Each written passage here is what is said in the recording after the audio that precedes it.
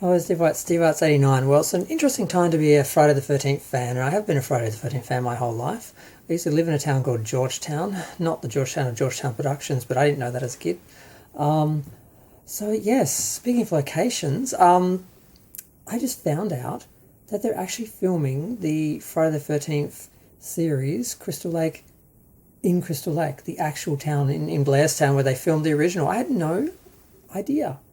Um, I'd heard they were doing, a prequel, but I guess I'm so jaded. Whenever I hear prequel, I think, yeah, reboot, because when you look at prequels like Star Trek: Strange New Worlds, that doesn't resemble the world or universe or anything that it's supposed to be based in.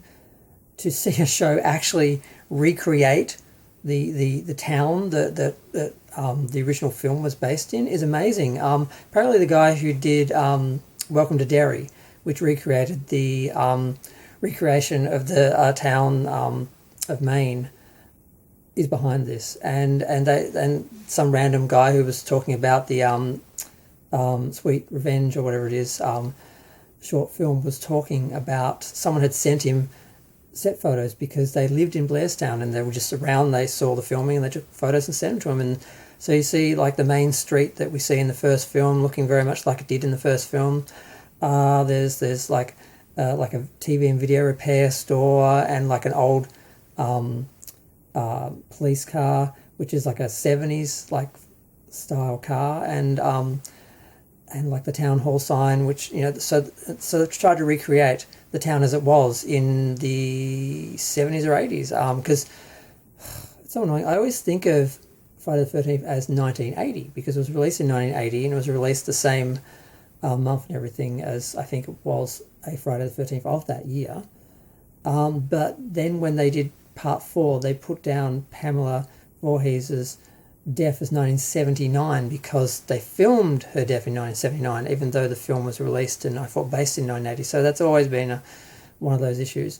But yeah, the car looks like it's from the 70s. I'm like, what? And I took a close look at the other stuff, and then I saw the TV and video repair. I'm like, oh my god, they're actually basing this series in like the 60s and 70s or 80s or whatever time period it was before Friday the 13th. So if the film was the present 1980, which I think it was, I think there's a bit of conjecture as to exactly what year the first film is actually based in, because then you have the issue with the other films are set over a short period of time and yet we jump a lot of time, and like the Friday the 13th continuity is a bit confusing.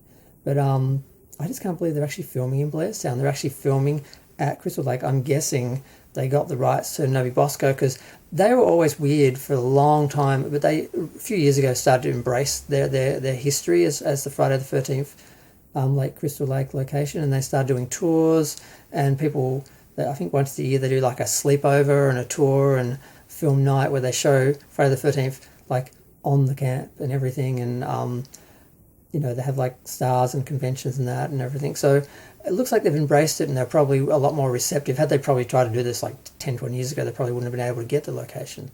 But I'm just really excited. I saw it, my mouth was hanging open. I'm like, close your mouth, Stephen.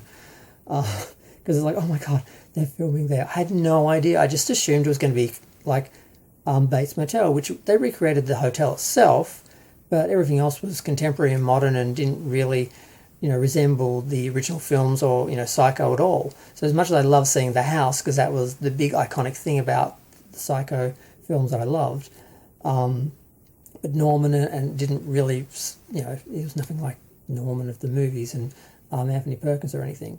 And the town, of course, everything was modern and contemporary, and they added extra things in, like the brother and all that. And I just assumed that was the route they were going to go, because I think because I heard that's the route they were going before they got rid of Brian, whatever his name is, the guy who also originally developed Star Trek Discovery before he was kicked off that.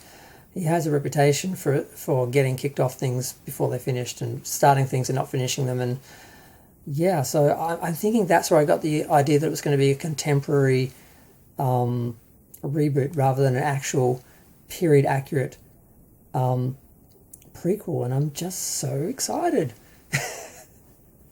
I just had to make a video and talk about it because I don't know who doesn't know this, because I didn't know this, and I'm like, maybe there's other people, maybe there's a few other fans I might actually let know this is happening, because I hadn't seen this anywhere. Or maybe I just in my head thought reboot and just wasn't hearing things when people were mentioning prequel and, but I never heard anyone mention Blairstown or where they were shooting. Just there was one picture of the actress sort of filming a scene just from a distance, and that was the only thing I'd seen. So we knew who the actress playing Mrs. Voorhees was, and a picture of this actress, and that's it. So I'm just really excited. I'm just really looking forward to it now, more so than I was.